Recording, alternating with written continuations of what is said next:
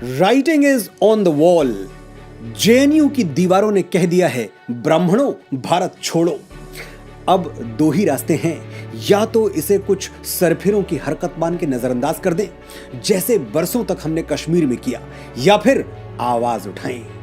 नजरअंदाज कर दिया तो दिल्ली को कश्मीर बनते ज्यादा दिन नहीं लगेंगे, और आवाज उठाई तो इंटेलेक्चुअल्स कहेंगे शुक्ला जी जातिवाद फैला रहे हैं। जो मुझसे, मेरे चरित्र से परिचित हैं, वो जानते हैं कि मैं जातिवादी नहीं, राष्ट्रवादी हूं, स्वाभिमानी हूं। ब्राह्मण होना, सनातनी हिंदू होना मेरा स्वाभिमान है, जैसे भारतवासी होना।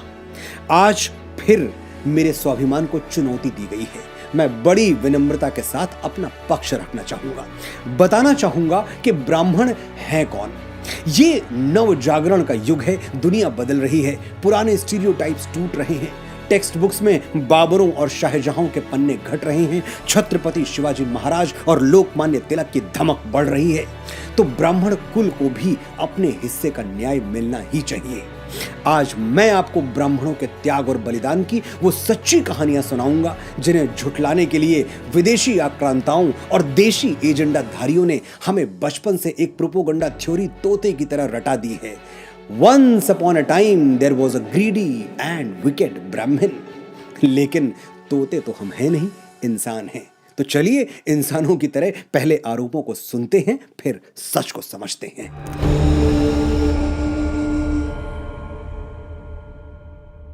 ब्राह्मण यानी वो लालची व्यक्ति जो फटे पुराने चिथड़े पहने हुए गांव की गलियों में घूमता रहता है और कर्मकांड दक्षिणा के नाम पर लोगों से पैसे ऐंठता है। मुंशी प्रेमचंद के पंडित मोटेराम शास्त्री हों या बॉलीवुड के पंडित पुजारी, ये हमेशा दुष्ट, पाखंडी, निर्दयी, ढोंगी और लालची होते हैं। यही स्टीरियोटाइप है।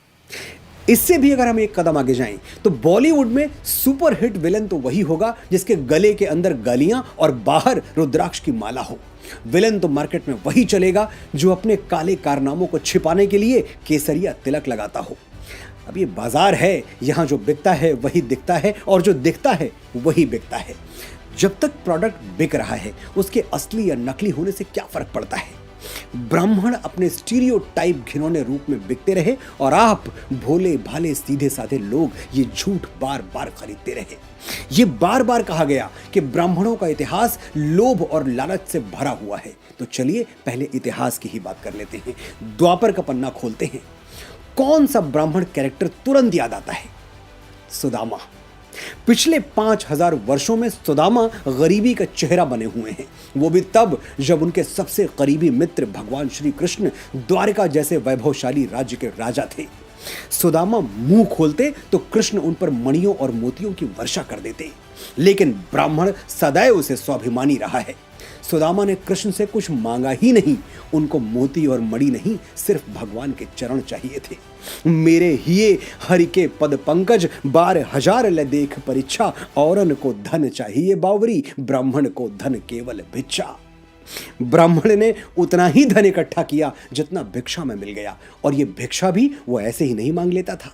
पहले ब्राह्मण परम पिता परमात्मा से आपकी सुख, समृद्धि और कल्याण की कामना करता था, फिर आपका मुट्ठी भर अनाज स्वीकार करता था।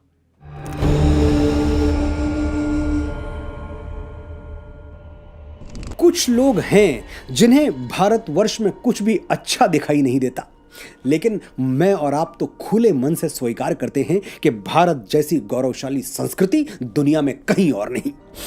तभी तो जो हमें लूटने आए, उन्होंने हमारे सोने चांदी से भी पहले हमारी संस्कृति को लूटना चाहा, हमारे ग्रंथ जला दिए, हमारे स्वर्णिम अतीत के चिन्ह मिटा दिए। फिर भी हमारे गर्व करने के लिए बहुत कुछ बच गया। अपना सब कुछ हूं लुटा चुका, फिर भी अक्षय है धनागार, पंडित अटल बिहारी वाजपेयी याद आते हैं। सवाल यह है कि जो बच गया वो बचाया किसने? ब्राह्मणों ने।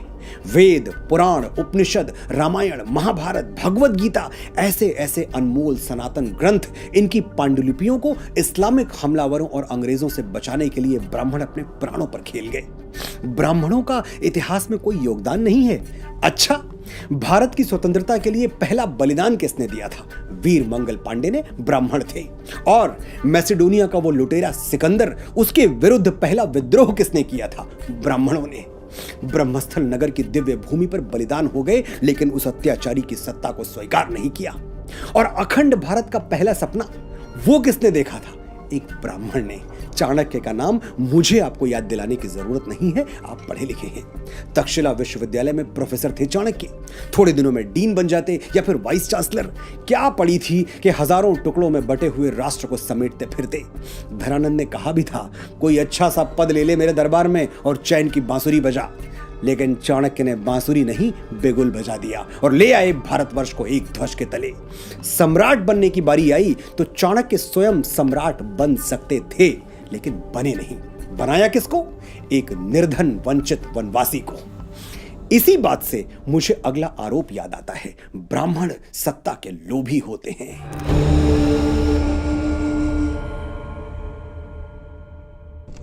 राजा दशरथ की मृत्यु के बाद भगवान श्री राम और लक्ष्मण दोनों वन में थे और भरत शत्रुघ्न ननिहाल में।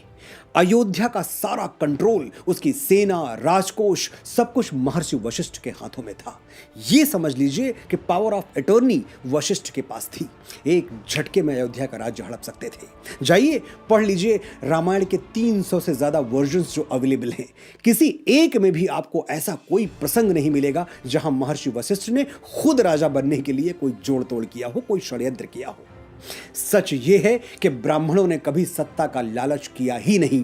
हमारी प्राथमिकता सदैव महान सम्राट बनाने की रही है, स्वयं सम्राट बनने की नहीं। ये जो शब्द है ना, किंग मेकर, ये शायद हमारे लिए ही फ्रेम किया गया होगा। लेकिन फिर भी अगर मातृभूमि ने हमें राजत्व प्रदान किया, हमें राजा बनाया, तो हमने कभी उसके माथे पर कलंक नहीं लगने दिया। शुंग, कण्व, वाकाटक, पल्लव, कदंब और आंध्र सातवाहन वंश का इतिहास उठाकर देख लीजिए। महाराजा दाहिर से लेकर ब्राह्मण पेशवा बाजीराव बलाड़ की जीवनी पढ़ लीजिए। सिंहासन पर बैठे तो देश के लिए सर्वस्व दांव पर लगा दिया। एक और बात बड़ी गैर जिम्मेदारी से कही जाती है फूट डालने के लिए, कि ब्राह्मणों ने क्षत्रियों से, राजपूतों से हमेशा द्वेष रखा। मुझे फिर से पेशवा बाजीराव याद आते हैं। राजपूत राजा छत्रसाल का एक पत्र उन्हें भोजन करते समय मिला था। पत्र में लिखा था, जो गति ग्राह गजेंद्र की, सो गति भई है आज, बाजी जात बुंदेल की, बाजी राखो लाज। यानी जो दशा मगरमच्छ के मुंह में पैर फंसने पर बलशाली हाथी की होती है, वही दशा बुंदेलखंड की है। तुर्क फंगस खान ने बुंदेलखंड को घेर लिया है बाजीराव, अब बुंदेलखंड की बाजी तुम्हारे हाथ में है। पत्र पढ़ते ही बाजीराव भोजन छोड़कर उठ गए।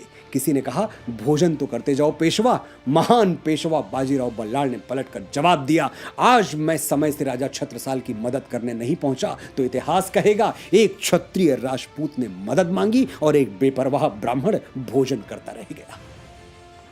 उन दिनों महाराष्ट्र से बुंदेलखंड पहुंचने में 10 दिन लगते थे, लेकिन प्राण जाय पर वचन न जाय। जिसका आदर्श हो, इतना लंबा समय वो रास्तों पे खर्च नहीं करता।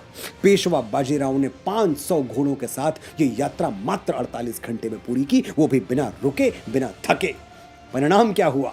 महायोद्धा बाजीराव ने फंगस खान की गर्दन धड़ से उतार दी और राजा छत्रसाल सहित पूरे बुंदेलखंड को अभय प्रदान किया। राजा छत्रसाल ने ही कहा था, जग उपजे 2 ब्राह्मण, परशु और बाजी राव, एक डाही राजपुतिया, एक डाहे तुर्काव। यानी इस संसार में आज तक 2 सबसे अभूतपूर्व ब्राह्मण जन्मे हैं, एक भगवान परशुराम और दूसरे पेशवा बाजी राव। ये है हमारा गौरव, हमारा स्वाभिमान और मातृभूमि के प्रति हमारी कृतज्ञता। लेकिन आजकल कुछ लोग ब्राह्मणों के बलिदान और त्याग को सम्मान की दृष्टि से नहीं देखते, क्योंकि वो ब्राह्मणों को वर्ण विभाजन का दोषी मानते हैं।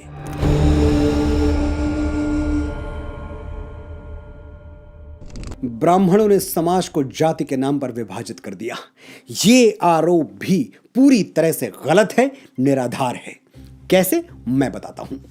वर्ण व्यवस्था का दोष मनुस्मृति को दिया जाता है। कहते हैं कि मनु महाराज ने ही समाज को बांट दिया और ब्राह्मणों को सबसे ऊंची जगह पर बैठा दिया। यह जानकर आप चौंक जाएंगे कि मनुस्मृति के रचनाकार मनु महाराज स्वयं ब्राह्मण नहीं थे, वो क्षत्रिय थे, राजा थे। भगवत गीता में श्री कृष्ण ने कहा है, चातुर्य वर्णम मया सृष्टम गुण कर्म विभाग शः, यानी गुण और कर्म के आधार पर मेरी बनाई हुई ये सृष्टि 4 वर्णों में बटी हुई है। भगवान श्री कृष्ण के बारे में कुछ लोगों का मत है कि वो यदुवंशी क्षत्रिय थे, लेकिन जो प्रचलित मान्यता है उसके अनुसार वो एक गोपालक थे, यानी तीसरे वर्ण से संबंधित थे। जब वो राजा बने तो दूसरे वर्ण में चले गए। आप श्री कृष्ण को दूसरे वर्ण का माने या तीसरे, लेकिन ब्राह्मण तो वो कतई नहीं थे। ना कृष्ण ब्राह्मण थे, ना मनु महाराज। तो फिर कोई ये कैसे कह सकता है कि वर्ण व्यवस्था ब्राह्मणों की बनाई हुई है? सच तो यह है कि मनु महाराज हों या मधुसूदन श्री कृष्ण, उन्होंने वर्ण विभाजन बड़े रैशनल, बड़े ही साइंटिफिक तरीके से किया था, कर्म के आधार पर। सोचिए, अगर ऐसा ना होता तो महाराज मनु स्वयं को दूसरे वर्ग में और भगवान श्री कृष्ण स्वयं को तीसरे वर्ग में क्यों रखते? जब वही नियम बना रहे थे तो खुद को सबसे ऊपर रख लेते। कॉमन सेंस अप्लाई कीजिए। अगर आपको किसी कंपनी में अपना पद चुनने का अधिकार हो तो आप सीईओ बनेंगे या स्वीपर? बात शीशे की तरह साफ है। सनातन में सदैव कर्म के अनुसार ही जाति का निर्धारण होता है, जन्म के आधार पर नहीं। श्री रामचरितमानस में गोस्वामी बाबा तुलसीदास भी यही कहते हैं, कर्म प्रधान विश्व करी राखा, जो जस करही सो तस फल चाखा। लेकिन हमारे देश में मैकाले के मानस पुत्रों की कोई कमी थोड़ी है।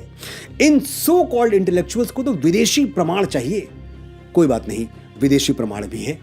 मेगास्थनीज की बुक इंडिका, मेगास्थनीज ने बताया है कि भारतीय समाज कुल 7 भागों में बटा हुआ है। दार्शनिक, किसान, चरवाहे, कारीगर, सैनिक, ओवरसियर यानी प्रशासनिक कार्य करने वाले, और अंतिम है पार्षद व मूल्यांकन करता यानी अच्छे चरित्र वाले बुद्धिमान लोग।